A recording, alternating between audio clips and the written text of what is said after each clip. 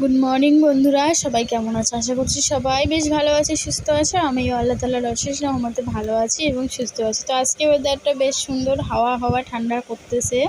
তো এই যে সকালবেলার ওয়েদারটা তোমাদের সঙ্গে একটু শেয়ার করলাম। দেখো হাঁস দুটো কি সুন্দর বসে আছে হাওয়াতে। আমি কিন্তু বাড়িতে কাজ করতেছিলাম বন্ধুরা, তো দোকানে ডাকলো, দোকানে খরচ নেবে, তো খরচ দিয়ে দিলাম। তো তোমাদের সঙ্গে একটু শেয়ার করলাম দোকানে। এই যে চলে এসেছি বাড়িতে, এদিকে কিন্তু আমি রান্নাবান্না বসিয়েছি, ভাতটা হয়ে গিয়েছে আর পাশের চুলায় তরকারি বসিয়েছি। তো তরকারিগুলো একটু নেড়ে নিব। তো বন্ধুরা প্লিজ একটাই অনুরোধ, পুরো ভিডিওটি দেখো, আশা করছি তোমাদের ভালো লাগবে। আর ভালো লাগলে অবশ্যই একটা লাইক করে দিও। তোমাদের একটা লাইক আমার এই ভিডিওটি আরও নতুন বন্ধুদের কাছে পৌঁছে দিবে।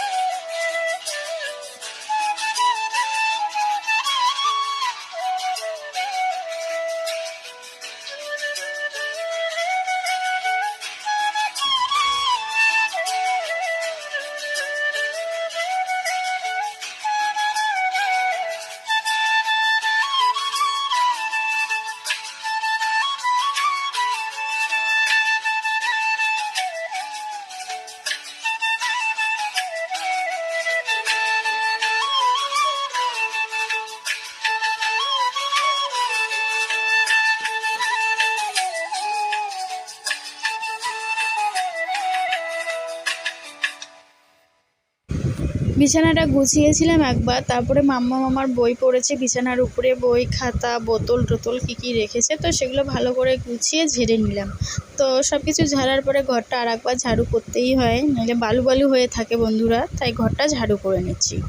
দেখো এই যে আমার ঘর ঝাড়ু করা হয়ে গিয়েছে, এদিকে রান্নাবান্নাও প্রায় শেষের দিকে। তো সব কাজ সেরে চলে যাব দোকানে। আজকে তো রবিবার, মেয়ের স্কুলের চাপ নেই, তাই আস্তে ধীরেই করতেছি।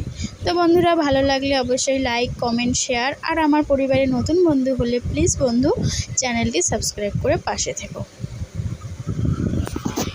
যারা যারা আমার চ্যানেলটি অলরেডি সাবস্ক্রাইব করেছো, ভিডিও দেখছো, লাইক কমেন্ট শেয়ার করছো, তাদেরকে জানাই অসংখ্য ধন্যবাদ। তো বন্ধুরা এই যে এদিকে সাদামাটা রান্নাবান্না করে নিয়েছি, এদিকে ডিম কি বলে ডিম কারি করছি, একটু পেঁয়াজ রসুন করে। তারপরে এদিকে আলু লাউ ডগা দিয়ে একটা তরকারি। তো বন্ধুরা সাথে থাকো, দেখতে থাকো। আমার এই ছোট্ট ব্লগটি সব মিলিয়ে তোমাদের কেমন লাগলো অবশ্যই একটা সুন্দর কমেন্ট করে যেও। আর এরকম ভিডিও পেতে হলে প্লিজ আমার চ্যানেলটি সাবস্ক্রাইব করে পাশে থেকো। আজকের মতো এখানেই শেষ করতেছি। সবাই ভালো থেকো, সুস্থ থেকো, আবারও দেখা হবে।